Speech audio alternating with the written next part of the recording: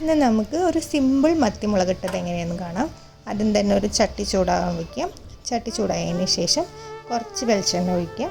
വെളിച്ചെണ്ണ ഒഴിച്ചതിന് ശേഷം അതിലേക്ക് ഇത്തിരി ഉലുവിടുക. ഉലുവിട്ട് അതൊന്ന് പൊട്ടി വരുമ്പോൾ ചതച്ച് ഇഞ്ചി, ചതച്ച് വെളുത്തുള്ളി രണ്ടും ഇട്ട് നന്നായി വഴറ്റി കൊടുക്കുക. ഒന്ന് വഴണ്ട് വരുന്ന സമയത്ത് 2 പച്ചമുളക് കീറിയതിടുക. അതും ഒന്ന് വഴണ്ട് വരുമ്പം രണ്ട് സവാള ചെറുതാക്കി അരിഞ്ഞത് ഇട്ട് കൊടുക്കുക. സവാളനേക്കായി നല്ലത് ചെറിയ ഉള്ളിയാണ്. ചെറിയ ഉള്ളി ഉണ്ടെങ്കിൽ അത് ഇടുക. അതിനുശേഷം 1 കപ്പ് തക്കാളി ചെറുതാക്കി അരിഞ്ഞതിടുക. അതും വഴണ്ട് വരുമ്പോൾ പൊടികളായ മഞ്ഞൾപ്പൊടി, മുളക് പൊടി, മല്ലിപ്പൊടി എല്ലാം ആവശ്യത്തിന് ഇട്ടിട്ട് ഒന്ന് നന്നായി വഴറ്റി കൊടുക്കുക. അതിനുശേഷം വാളംപുളി പിഴിഞ്ഞൊഴിക്കുക. പിന്നെ പാകത്തിന് വെള്ളം ഒഴിക്കുക.